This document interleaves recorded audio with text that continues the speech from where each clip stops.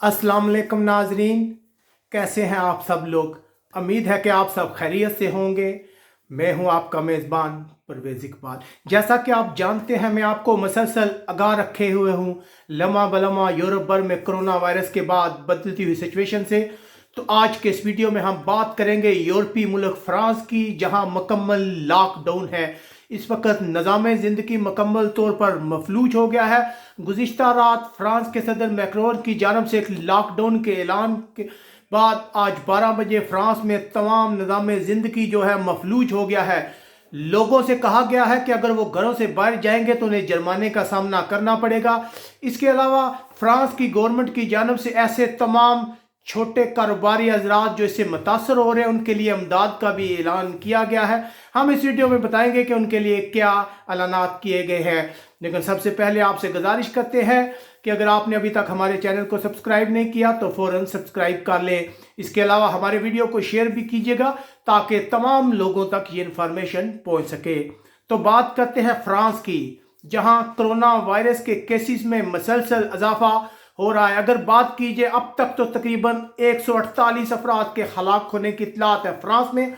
अगर मजमूई तौर पर बात की जाए कितने केसेस हैं, जो आखिरी अपडेट्स आए हैं उनके मुताबिक तकरीबन 6,633 अफराद में कोरोना वायरस की तस्दीक हो गई है, जिसके बाद फ्रांस की गवर्नमेंट की जानब से हंगामी इकदामात का ऐलान कर दिया गया है। गुज़िश्ता रात फ्रांस के सदर मैक्रोन की जानब से फ्रांस में लॉकडाउन के ऐलान के मुताबिक आज सुबह 12 बजे के बाद फ्रांस जो है मुकम्मल तौर पर वीरान हो गया है।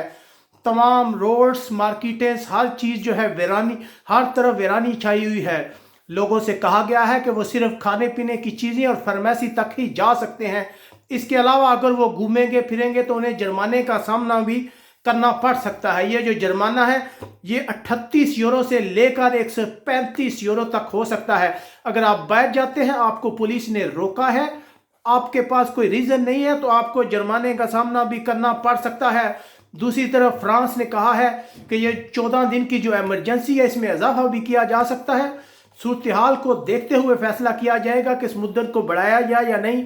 दूसरी तरफ माहरीन का ख्याल है कि फ्रांस के लॉकडाउन में जाने के बाद उसकी मैशत पर बहुत ज़्यादा असरात पड़ेंगे, फ्रांस को बहुत ज़्यादा नुकसान होगा। इसके अलावा फ्रांस में रहने वाला छोटा तबका, जिसकी छोटी दुकानें हैं, वो भी बहुत ज़्यादा परेशान है।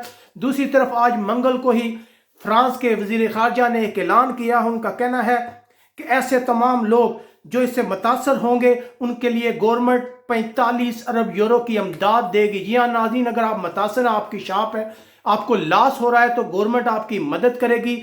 इसकी जो मज़ीद तफसीलात हैं वो तो बाद में सामने आएंगी, लेकिन ये एक अच्छी बात है कि गवर्नमेंट की जानब से इमदाद का ऐलान किया गया है। जैसा कि हम जानते हैं कि फ्रांस मसलसल कोरोना वायरस के घेरे में है। हुकूमत की तमाम कोशिशों के बावजूद जो है फ्रांस में कोरोना वायरस में बहुत ज़्यादा तेज़ी देखी जा रही है। इस वक्त पूरे फ्रांस में इमरजेंसी नाफिज है। इसलिए हम भी अपनी तमाम पाकिस्तानी कम्यूनिटी से जो इस वक्त फ्रांस में रह रहे हैं यही गुजारिश करेंगे कि वो घरों से बाहर ना निकलें। इसके अलावा हमें कमेंट्स करके बता सकते हैं कि आप जिस इलाके में रह रहे हैं वहाँ पे मजमूई तौर पर क्या सूरत हाल है। जैसे ही फ्रांस के मतलब नई अपडेट आएगी, हम फ्रांस में देखने वाले नाजरीन को फ़ौरन आगाह करेंगे। यहाँ से अपने मेज़बान परवेज़ इकबाल को इजाज़त दीजिएगा।